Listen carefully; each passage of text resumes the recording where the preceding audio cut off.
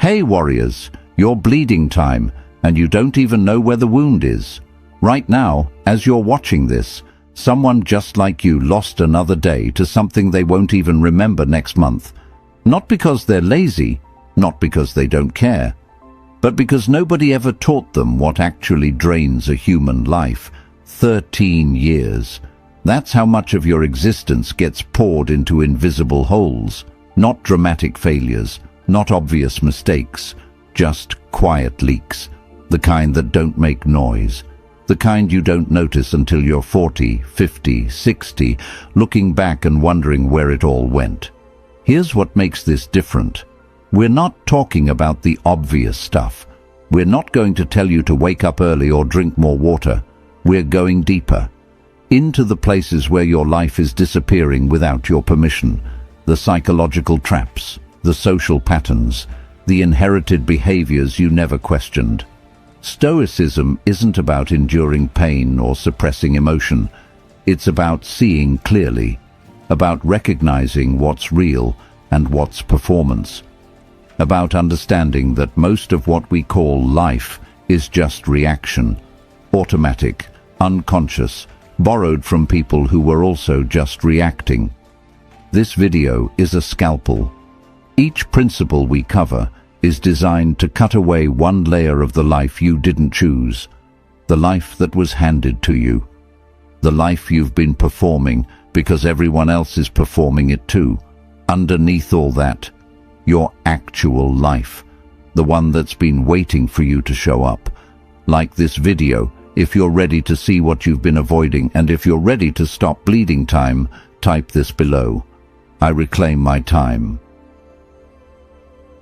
Number 1. The power of time. Your relationship with time is broken, and it started before you could talk. You were taught to measure life in years, decades, milestones. Graduate at 22, marry by 30, retire at 65. As if your existence is a checklist someone else wrote. Here's what nobody tells you. Linear time is a construction. The way you experience Tuesday isn't the same as how you experience Saturday. An hour in deep focus feels like 15 minutes. An hour in a waiting room feels like 3. Time isn't consistent. Your engagement with it determines its texture. The Stoic understanding is sharper. Time is perception, and perception is controllable. When you're fully present, time expands. When you're fragmented, thinking about yesterday's argument while pretending to work, time collapses into nothing. You lose hours, days, weeks to this fractured state. Not to bad things, just to being nowhere fully.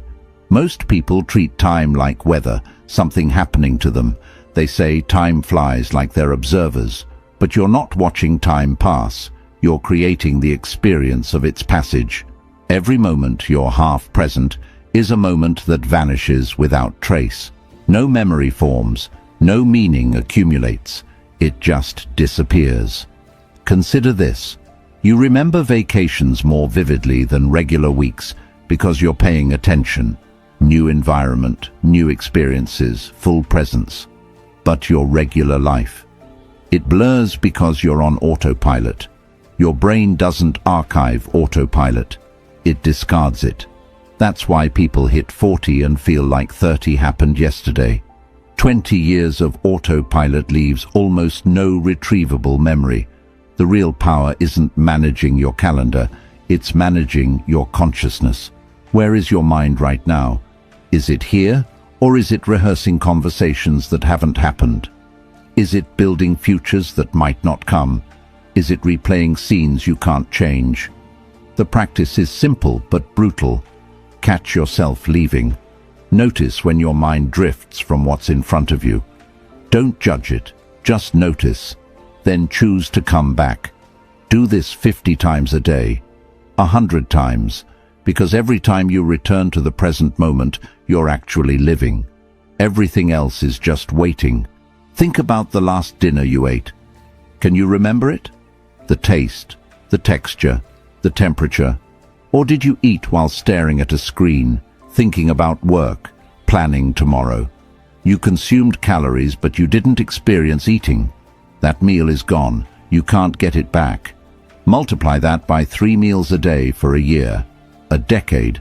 That's thousands of experiences you paid for with your time, but never actually had. Time isn't running out. You're just not inhabiting it. You're renting space in moments without ever moving in. And the tragedy isn't that life is short. It's that most people live such a small percentage of the life they're given. The shift happens when you realize that being present isn't a luxury for meditation retreats.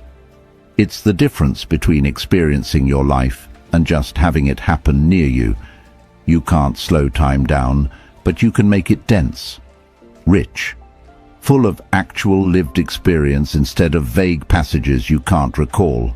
Start now, not with your whole life, just with the next 5 minutes.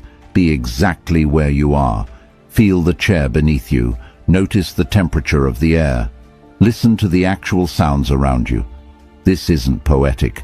This is you showing up to your own existence. This is how you stop bleeding time. Every moment you're fully in is a moment you actually get to keep. Everything else is just gone. Number 2. Health is non-negotiable. Your body is sending you messages you've learned to ignore. That persistent ache in your lower back, the way your energy crashes at 2 p.m. every day, the sleep that never quite feels like enough.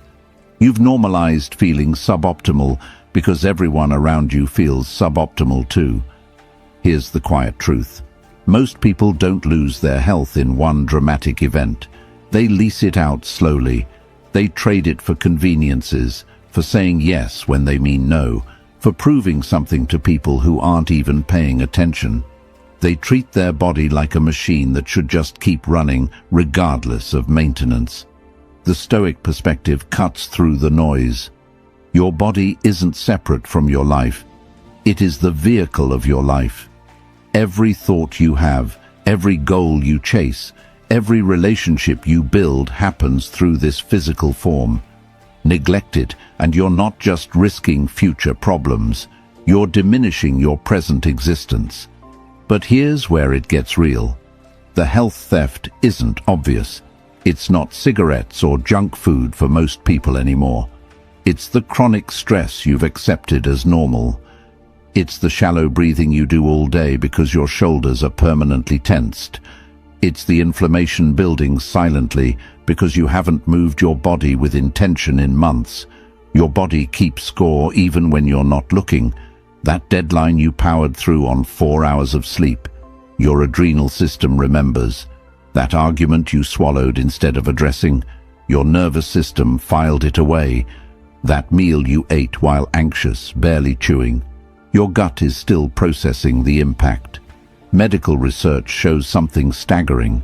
Chronic stress alone can age your cells faster, compromise your immune system, and shorten your lifespan by years.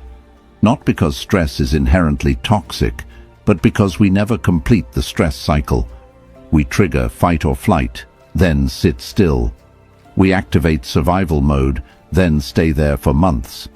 Our bodies are running emergency protocols 24/7, and we wonder why we're exhausted. The reclamation starts with listening, not to health gurus or trending diets, to your actual body. When was the last time you checked in with yourself without an agenda?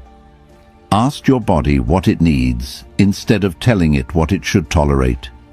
Most people only pay attention when something breaks, but your body has been whispering for years. That tension headache isn't random. It's your body saying you've been clenching your jaw for 8 hours straight. That digestive issue isn't bad luck. It's feedback about stress, food timing, or eating while distracted. That constant fatigue isn't laziness. It's your system begging for recovery. You keep denying it. Here's the practice. Physical check-ins. 3 times a day, stop and scan your body. Where are you holding tension? How's your breathing? Shallow and high, or deep and full? What does your energy actually feel like? Not what you wish it felt like. No fixing, just noticing. Because awareness is the first step to change. Movement isn't about looking a certain way. It's about keeping your biology functional. Your body was designed to move, bend, reach, carry. When you stop using those capacities, you don't just lose fitness. You lose range of motion, bone density, metabolic efficiency. You age faster not because of time, but because of stillness and sleep, real sleep, not collapse from exhaustion, but intentional rest. Your brain literally cleans itself during deep sleep, flushing out waste products that accumulate during waking hours. Skip that process regularly, and you're not just tired, you're cognitively impaired. Your decision-making suffers, your emotional regulation weakens, you become a lesser version of yourself. The cost of ignoring your health isn't just future you in a hospital bed. It's today, right now, every compromised day where you're functioning at 60%. Every experience dulled because you don't feel well. Every opportunity you can't fully seize because your body won't support it. You can't buy health back. You can only maintain what you have and rebuild what you've lost. Start now, not tomorrow, now. Your body deserves this promise. Comment it now. I honor my body. Number 3, avoid toxic relationships. There are people in your life right now who are slowly erasing you, not with cruelty, not with obvious abuse, with something more insidious. They need you to stay small so they can feel adequate. This isn't about cutting people off or being selfish. This is about recognizing a pattern most people never see: relational energy drain. Some relationships give you energy. They challenge you, support you, see you clearly. Others deplete you. They require you to perform, to shrink, to manage their emotions while neglecting your own. The Stoic approach is ruthlessly clear. Evaluate people by their effect on your character and peace. Not by history, not by obligation, not by guilt, by actual impact. Does this person make you better, or just busier? Do they celebrate your growth, or subtly undermine it? Do they respect your boundaries, or treat them as suggestions? Here's what makes this hard. Toxic relationships rarely announce themselves. They masquerade as normal, as family, as old friendships, as professional necessities. You tolerate them because ending them feels wrong, dramatic, ungrateful. So, you stay, and every interaction costs you a piece of yourself you'll never name but always feel. The signs are quiet. You feel exhausted after spending time with them, even if nothing bad happened. You edit yourself in their presence. What you say, how you say it, what you share. You leave conversations feeling worse about yourself, even if they didn't explicitly criticize you. You dread their calls. You feel relief when plans cancel. Some people drain you through constant crisis. Their life is always on fire, and they need you to be the firefighter. Every conversation is about their drama, their problems, their needs. You become a supporting character in their chaos, and your own life shrinks to make room for theirs. Others drain you through judgment disguised as concern. They question your choices, your goals, your changes. Are you sure about that? That doesn't sound like you. I'm just worried. They frame it as care, but it's control. They need you predictable. Your growth threatens their stagnation. Then there are the energy vampires who take and never reciprocate. They need your time, your attention, your emotional labor. But when you need support, they're busy. They minimize. They change the subject. The relationship only flows one direction, and you're always the source. Here's the psychological reality. You become the average of the people you spend the most time with. Not in some mystical way, in a neurological way. Mirror neurons fire when you're around others, syncing your emotions, your behaviors, your thought patterns. Spend enough time with anxious people, and your nervous system learns anxiety. spend time with critical people, and your inner voice becomes critical. The practice isn't about judgment. It's about honest inventory. List the people you interact with regularly. Then ask, after time with this person, do I feel expanded or diminished? Energized or depleted? More like myself or less? The answers tell you everything. Some relationships are salvageable with boundaries. Clear, firm, non-negotiable boundaries. I can't be your therapist. I need our conversations to be balanced. I'm not available for last-minute crises. If they respect these boundaries, there's potential. If they don't, if they guilt you, manipulate you, or violate them repeatedly, you have your answer. Other relationships need distance, not drama, not confrontation, just space. Fewer calls, less availability. Polite but firm decline. You're not obligated to explain yourself. No is a complete sentence. Your peace doesn't need a defense.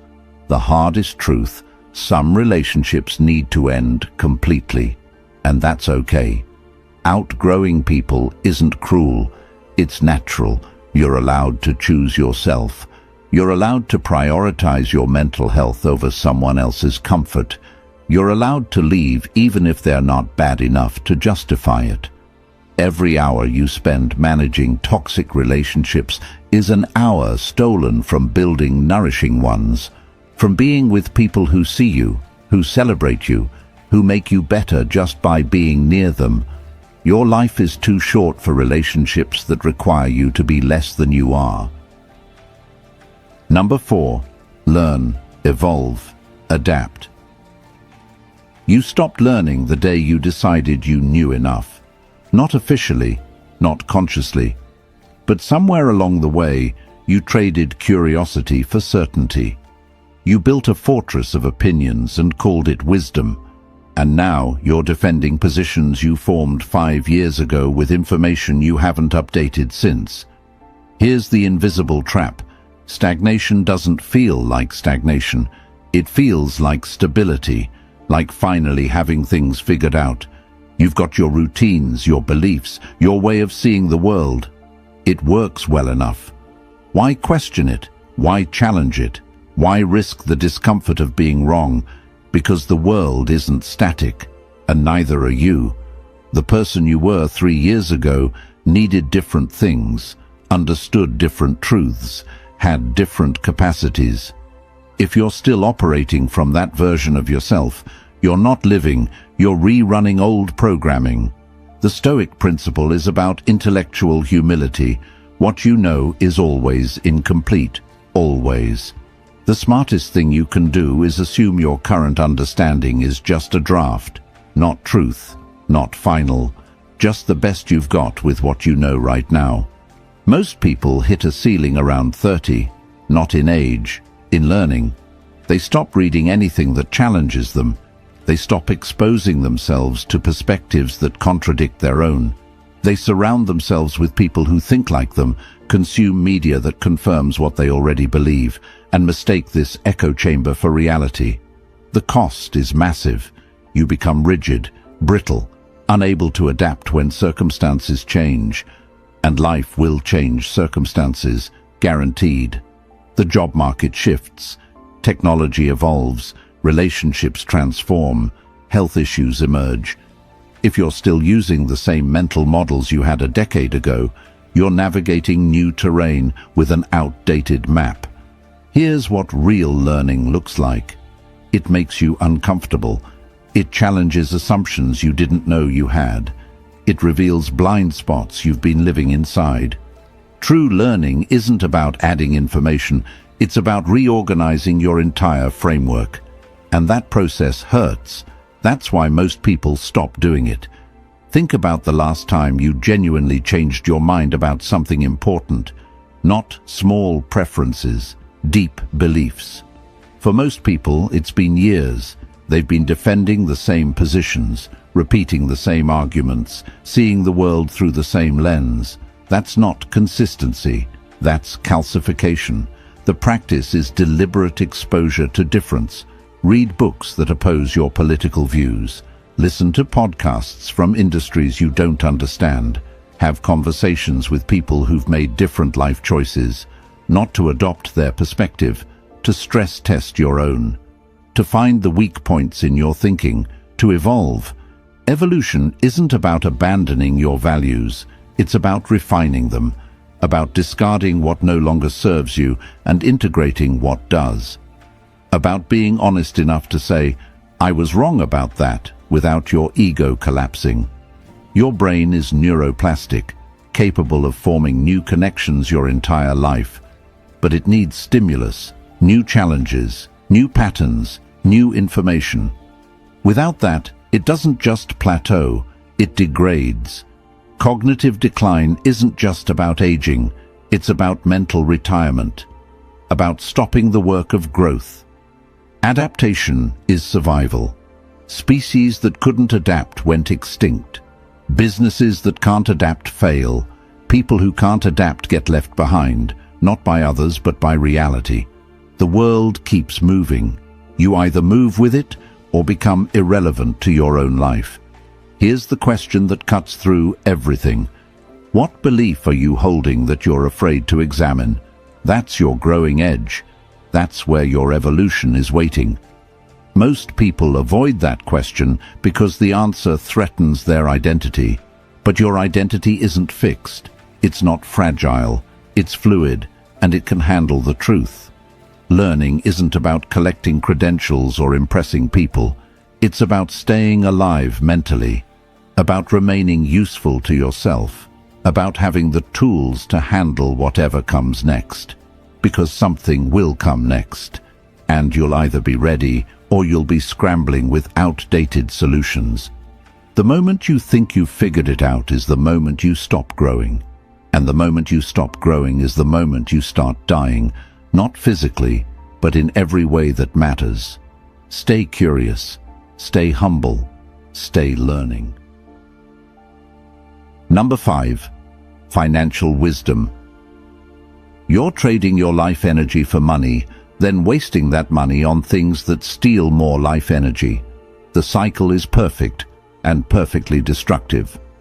Financial stress doesn't just limit your options, it reshapes your brain. Studies show that financial anxiety reduces cognitive bandwidth. It literally makes you less capable of good decision-making. You become reactive instead of strategic. You make choices from scarcity instead of abundance, and those choices keep you scarce. Here's the part nobody explains. Money isn't the problem. Your relationship with money is the problem. And that relationship was formed before you could vote, by parents who had their own broken relationship with it, by a culture that equates spending with success, by an economy designed to keep you on a treadmill, earning and spending, never accumulating real security. The Stoic view is simple. Money is a tool, not a goal. It buys freedom, not happiness. The question isn't, how do I make more? It's, how much is enough, and what am I actually buying with my life? Most people have no idea where their money goes. They earn, they spend, they vaguely hope there's something left over. Then they're surprised when there isn't. They're not reckless, they're unconscious. Death by 1,000 small purchases they barely remember making. The real wealth drain isn't the obvious splurges. It's the lifestyle inflation nobody talks about. You get a raise, and suddenly you need the nicer apartment, the better car, the premium subscriptions. Your expenses rise to meet your income, and you're no more secure than you were before. You're just performing at a higher price point. Here's the shift. Every purchase is a trade. You're trading hours of your life, because that's what money represents for that thing. Is it worth it? Not in the abstract. Specifically, is that convenience worth 8 hours of your life? Is that status symbol worth 2 weeks? Is that impulse buy worth the time you spent earning it? Most people never make this connection. They see price tags, not life tags. They think in dollars, not in days. So they trade freely, unconsciously, until they hit 50 and realize they've sold decades for things they don't even own anymore. Financial wisdom starts with 3 questions. What do I actually need? What do I truly value? What am I buying to fill a void that money can't fill? Because if you're honest, most spending is emotional. It's soothing anxiety. It's impressing people. It's trying to buy an identity instead of building one. The practice is simple but confronting. Track everything for 1 month. Every dollar, every transaction. No judgment, just data. Then categorize it. Essentials, values aligned, emotional spending, waste. The categories will shock you. Not because you're bad with money, but because you've been unconscious with it. Debt is borrowed time. Literally. When you're in debt, you're committing future hours of your life to past decisions. You're mortgaging tomorrow for yesterday. And the interest isn't just financial, it's psychological. It's the weight you carry, the options you can't take, the risks you can't afford. Building wealth isn't about deprivation, it's about intention. It's about deciding what matters and funding that fully while eliminating what doesn't. It's about creating enough buffer that you're not in survival mode, that you can think clearly, choose freely, say no to things that don't serve you. The goal isn't retirement at 65, it's autonomy now. Enough saved that you're not desperate, not trapped in jobs you hate, not staying in situations because you can't afford to leave. Financial security isn't luxury, it's basic human dignity. Every financial decision is a life decision. You're voting with your dollars for the existence you want. Most people are voting against themselves without realizing it. They're funding stress, funding distraction, funding the very things that drain them. Start treating money like what it actually is, concentrated life force. Spend it accordingly. Stop trading your life for nothing. Commit by typing, "I value my life energy." Number 6. Avoid life-draining habits. You have rituals you've never named, patterns you repeat without questioning, behaviors so automatic you don't even register them anymore, and some of them are quietly destroying you. These aren't the dramatic addictions, not substance abuse or gambling. These are the socially acceptable habits, the ones everyone has, the ones that hide in plain sight because they're normalized. They don't ruin your life overnight. They erode it so slowly you don't notice until the foundation cracks. The Stoic insight is brutal. Most of what you do daily, you do unconsciously. You inherited these patterns from family, from peers, from a culture that profits from your numbness, and you've been performing them so long they feel like you. But they're not you, they're just grooves worn deep. Complaining is a habit. Most people don't realize how much they do it. They narrate their dissatisfaction constantly. The weather, the traffic, the government, their job, their family. It feels like venting, like processing. But complaining without action is just rehearsing victimhood. You're training your brain to scan for problems, to focus on what's wrong, to feel perpetually dissatisfied. The neurological reality: your brain strengthens whatever you practice. Complain for 10 minutes, and you've just done 10 minutes of negativity training. Your neural pathways for dissatisfaction get deeper. Your baseline mood drops, and nothing changes except your capacity to suffer increases. Waiting is a habit, waiting for the right time, the right feeling, the right circumstances. You've trained yourself to delay action until conditions are perfect, but perfect never comes, so you wait and wait. And the years pass while you're waiting for a starting gun that doesn't exist. The cost isn't just missed opportunities, it's the identity you build around waiting. You become someone who's always about to start, always preparing, always planning the next phase, but never actually in it. Your life becomes a permanent rehearsal for a show that never opens. Seeking validation is a habit, posting for approval, working for recognition, making decisions based on what others will think. You've outsourced your self-worth to external metrics that shift constantly. Likes, comments, promotions, compliments. Each one gives a hit of validation that fades quickly, leaving you hungry for the next one. The trap is dependency. You can't feel good about yourself without external confirmation. You can't make choices without consensus. You can't exist without an audience. Your entire sense of self becomes contingent on variables you can't control. That's not living, that's performing. And the performance never ends because the applause never satisfies. Numbing is a habit. Not with substances, with busyness, with noise, with constant stimulation. You've trained yourself to avoid silence, avoid stillness, avoid being alone with your thoughts. Because when it gets quiet, uncomfortable things surface. Doubts, regrets, questions you haven't answered. So, you keep the volume up, keep moving, keep consuming, keep distracted. But numbing isn't selective. When you numb discomfort, you numb everything. Joy becomes muted. Presence becomes impossible. You're skimming the surface of your own life because you're afraid to dive deep. And years pass in this shallow state where nothing really touches you. Comparison is a habit, measuring yourself against others constantly. Their success, their appearance, their lifestyle, their timeline.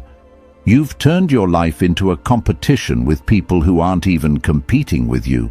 They're just living, and you're over here keeping score in a game nobody else is playing. The psychology is clear.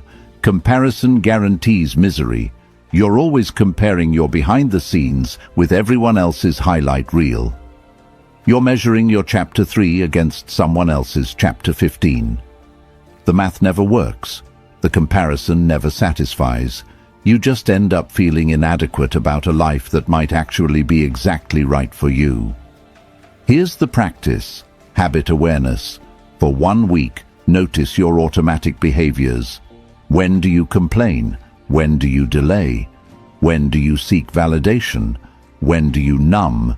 When do you compare? Don't change anything yet. Just see it clearly. Because you can't break a habit you don't recognize.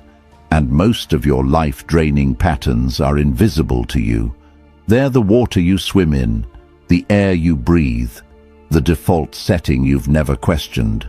Once you see them, you can choose differently, not perfectly, not immediately, but consciously, one choice at a time. Number 7. Treasure the quiet moments. There's a specific kind of poverty that has nothing to do with money. It's the poverty of presence, of never being fully where you are, of racing through life so fast that you miss the life itself. You've been conditioned to optimize, to maximize, to extract value from every moment.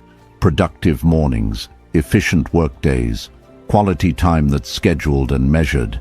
You've turned living into a performance metric, and in doing so, you've lost access to something essential: unstructured existence. The Stoic practice isn't about doing more, it's about being more. Fully inhabiting the moment you're in without agenda, without improvement, without the need for it to be anything other than what it is, just existence, pure, simple, unmonetized, but you've forgotten how. Silence feels uncomfortable. Stillness feels like wasting time. Doing nothing triggers anxiety because you've equated your worth with your productivity.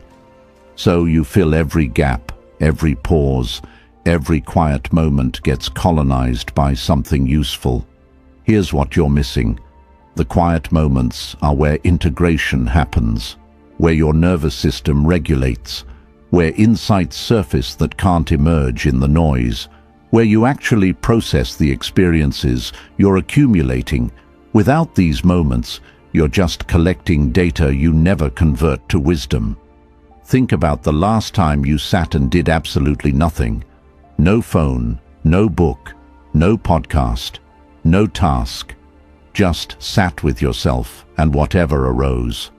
For most people, it's been months, years.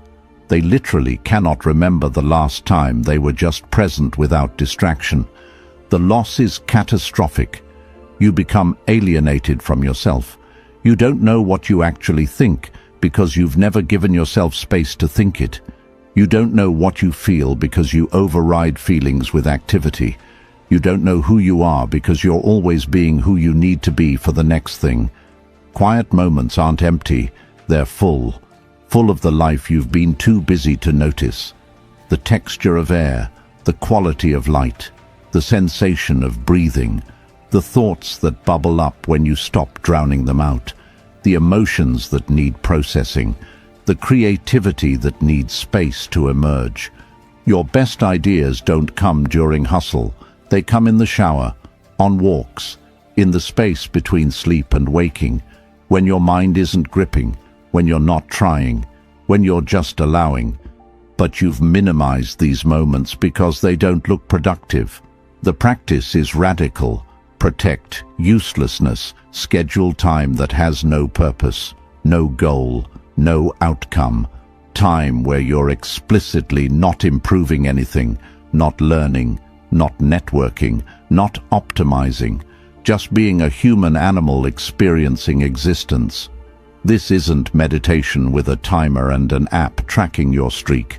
This is just sitting on your porch, watching weather, noticing how shadows change, listening to sounds without labeling them, existing without commentary. The resistance will be intense.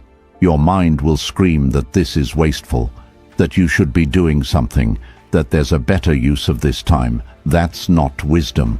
That's conditioning. That's the voice of a culture that needs you productive to profit from you. Quiet moments are where you remember what matters, where the urgent falls away and the important becomes visible, where you reconnect with the part of you that exists beyond roles, beyond achievement, beyond the performance of life. Children know this naturally. They can stare at a bug for 20 minutes, fully absorbed, no agenda, just fascination. Then we train it out of them.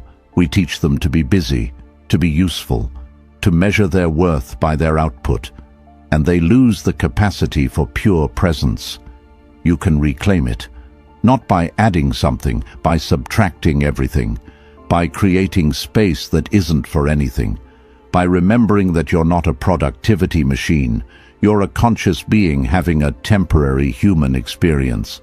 And that experience includes stillness, includes quiet, includes moments that will never make your resume but might save your soul. Stop running, stop filling, stop proving, just be. Even if it's just for 5 minutes today, 5 minutes of pure, undefended, unproductive existence. That's where your life is actually happening. If stillness scares you, it's time to claim it. Type, I embrace stillness. Number 8. The 13-year principle. 13 years. Let that number sit with you. That's 156 months, 4,745 days, over 113,000 hours. Gone. Not to living, not to building, not to loving or creating or experiencing. Just gone. This isn't theoretical. Research into time use patterns shows the average person loses over 13 years to activities that produce zero lasting value. Not rest, not recovery, not genuine leisure, just empty consumption, just patterns repeated without consciousness, just life leaking away through cracks you didn't know existed. Here's the calculation nobody does. If you live to 80, you get about 29,000 days. Subtract 13 years and you're down to about 25,000. But you sleep for roughly 26 years of your life. That's necessary, so we'll keep it. You're now working with about 19,000 waking days. Subtract childhood before you have real autonomy. Let's say the first 15 years. You're down to around 15,000 days of conscious adult life. 15,000 days to build everything that matters. To create your legacy, to have the relationships that define you, to do the work only you can do, to become who you're capable of being. And you're spending 13 years of that, almost 4,000 days, on absolutely nothing of substance. The Stoic reality is unforgiving. You're going to die. Not someday in the abstract future, actually die. And when that moment comes, you won't think about the time you spent in patterns. You'll think about the moments you were fully alive, and you'll wish desperately that you had more of them. But here's the part that gives this weight meaning. Those 13 years aren't gone yet. They're happening right now, today, this week, this month. Every day you continue unconscious patterns is another day added to the total. The question isn't what you've already lost. It's what you're losing right now while you have the power to stop it. Most people hear this and feel overwhelmed. 13 years feels too big to reclaim. So they do nothing. They keep the patterns because changing seems impossible, but you don't reclaim 13 years at once. You reclaim 1 hour, then another, then another. Small decisions compound into different lives. What would you do with 13 extra years? Really think about it. Would you build something, learn something, love someone more fully, travel somewhere, create something that outlives you? Whatever that answer is, that's what you're trading for your current patterns. The transformation starts with radical honesty. Look at your actual life, not the life you tell yourself you're living, not the life you're planning to live someday. Your actual, current, daily existence. How much of it would you want to remember on your deathbed? How much of it is building towards something that matters to you? For most people, the answer is painful. Maybe 20% of their time goes to things they genuinely value. The other 80%? Obligation, distraction, avoidance, performance, autopilot. That 80% is where the 13 years hide. Here's the practice that changes everything, the deathbed filter. Before you say yes to something, before you spend an hour on something, ask yourself, if I was dying and reviewing my life, would I be glad I spent time on this? Not guilty about saying no, not obligated, genuinely glad. That filter eliminates most of what's stealing your life. The commitments you resent, the activities that numb you, the relationships that drain you, the habits that serve nothing. When you apply this filter honestly, ruthlessly, your life reorganizes around what actually matters. The 13-year principle isn't about perfection. You'll still waste time. You'll still make mistakes. You'll still have days that vanish into nothing. But consciousness changes the ratio. Instead of losing 80%, maybe you lose 40%, then 20, then 10. Every percentage point you reclaim is months of your life returned to you. Months you get to actually live instead of just survive through. Months that become memories instead of blank spaces. You can't stop time. You can't buy more of it. You can't negotiate with mortality. But you can stop wasting what you have. You can start treating your days like the limited resource they are. You can wake up to your own life before it's too late. The 13 years aren't a sentence. They're a warning. And warnings only work if you listen. This is your wake-up call. Make it real by commenting, I reclaim my years. You made it here. That means something. Most people would have clicked away by now, back to the patterns we just dissected. But you stayed. You listened. You let these truths land. That's the first step. Awareness. The second step is what you do next. Here's what we covered. Time isn't neutral. Your body keeps receipts you can't erase. Relationships either feed you or bleed you. Stagnation is a choice disguised as stability. Money represents your actual life energy. Unconscious habits steal years silently. Quiet moments hold what busyness destroys, and 13 years of your life are at stake right now. These aren't abstract ideas. They're not motivational fluff to feel good about for 10 minutes. They're surgical tools, each one designed to cut away something that's been draining you. The question is whether you'll use them. Nothing changes if you just consume this and move on. Change requires action. One decision, one boundary, one pattern broken, one moment reclaimed. Start there. Not with your whole life, with today, with the next hour, with the choice right in front of you. The Stoics didn't philosophize from comfort. They wrote these principles while facing death, exile, and loss. They knew that life is short, and most people waste it. They left us a map, not to happiness, to clarity, to living deliberately instead of defaulting unconsciously. Your 13 years are waiting, not in the future, right now. In the patterns you'll either continue or break. In the awareness you'll either act on or ignore. In the life you'll either reclaim or keep losing. So, here's what I need from you one more time. Hit that like button if this resonated. Drop a comment with which principle hit you hardest. Share this with someone who needs to hear it. Subscribe to this channel because we're just getting started. And most importantly, do something different today. One thing. That's how you take your life back. The clock is running. Make it count. Seal your commitment to change. Drop this final affirmation. I choose my life.